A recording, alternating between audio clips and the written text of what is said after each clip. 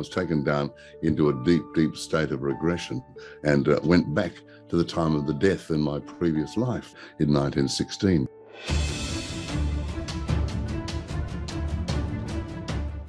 I was a young British soldier by the name of Brian, came from Devon in England, fought in France in the dreadful trench warfare there. On the 1st of July, the 1st of July 1916, the famous Battle of the Somme started, and that was absolute massacre. The British, the Scottish, the Canadians, even Australians, they were all charging the German lines, and tens of thousands of them died. And a lot died on that very first day, including me and my former life as Brian.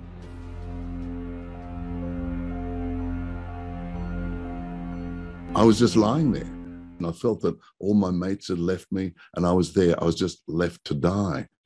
And just sort of lying there for several hours, and then all of a sudden, well, that was in that time, my soul left my body, because I looked up and, wondering what was going on, I suddenly saw my grandmother.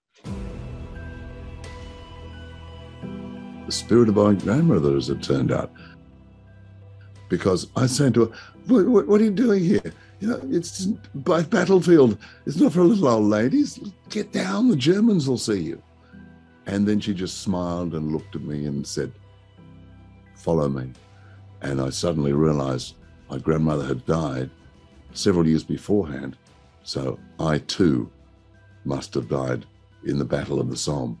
And that was a very, I won't say a sobering moment, but certainly a moment of revelation. And even thinking back on it now, because I was regressed for this quite a few years ago. And when I was writing this book of Afterlife, Uncovering the Secrets of Life After Death, and it still comes back to me now. It's an amazing feeling. I can go through it again, and I can visualize certain things that are coming straight through to me here now. And I wasn't planning on doing that, actually, because I wasn't exactly sure where we were going in today's little chat, AJ. So, yeah, thank you for taking me back there, because it was a tremendous moment, transitional moment in my lifetime.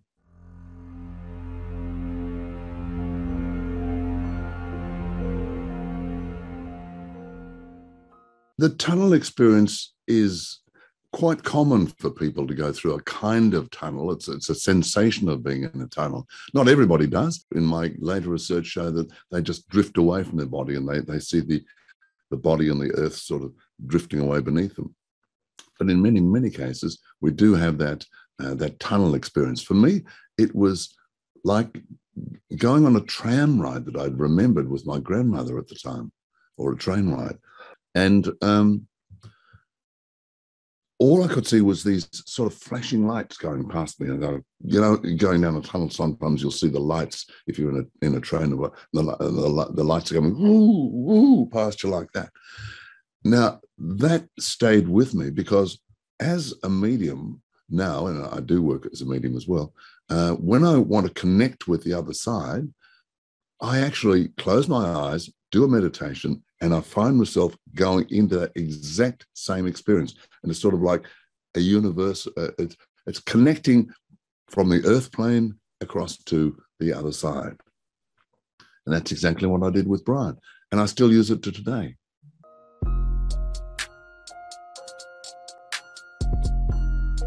I was taken and met by my grandmother, of course. She took me then into where she was actually residing. And the majority of people go to this particular area, and it is very much like being on Earth.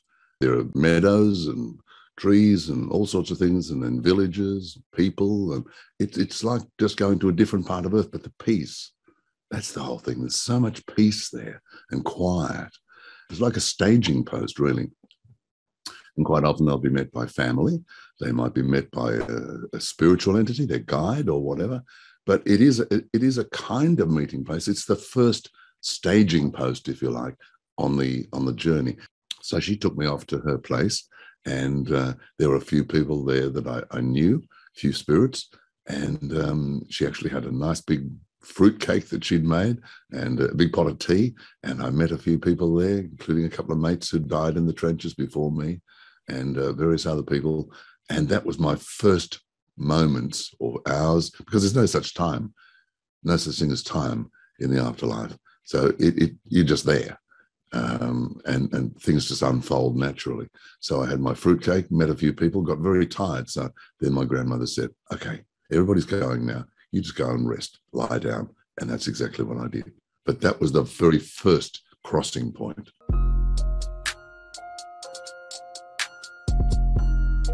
As for this notion of heaven and hell, it just is not.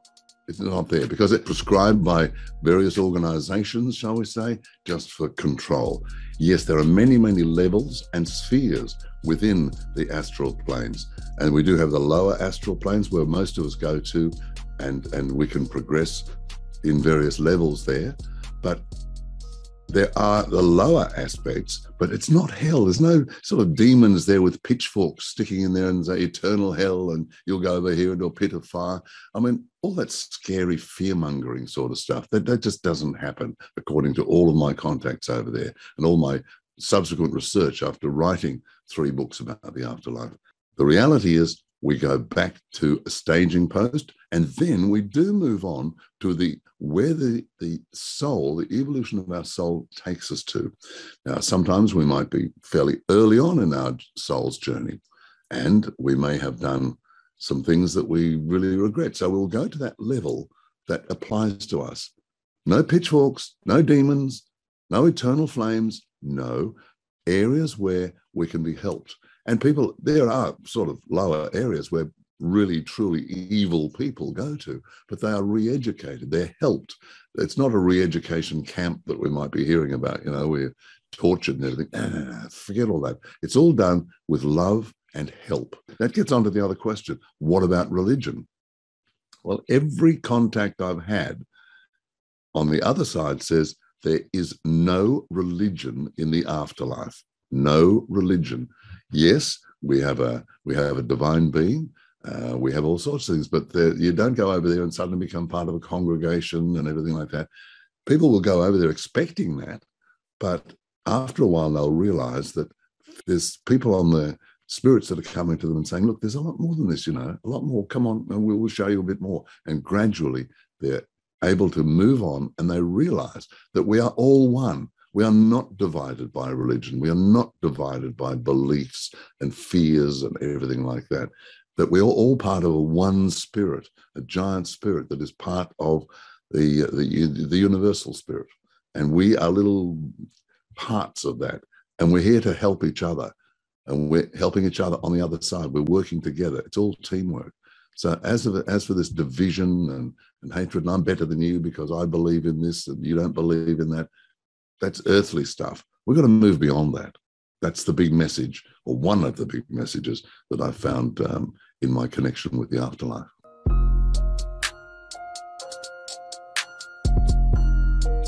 And we are still working to improve ourselves all the time. And that's basically what life is all about. Coming down here, having all these experiences, making our mistakes, learning, clearing up some of the mistakes we've brought back from previous lives, so that we can improve and we can move on and we can gradually move higher in the astral realms, and then to be able to not have to come back to Earth. Eventually, we can reach that stage where we really don't have to come back. We've had all the experiences. There are many, many, many, many more experiences in the spirit world and beyond, into many other worlds as well. So it's a vast question out there, AJ. It's something that, but I can't say that this is exactly what happens all across the afterlife world, because I've only been shown a certain amount, but enough to be able to reassure people that, yes, we are part of a team. We are helped. We are looked after. We're not punished. We're not shoved into a boiling pit of tar and for the rest of eternity. So, all of that stuff, forget it. Just forget it.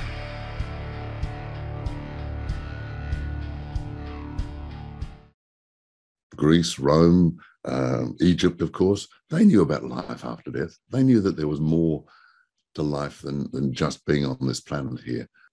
Okay. There's nothing new about all of this.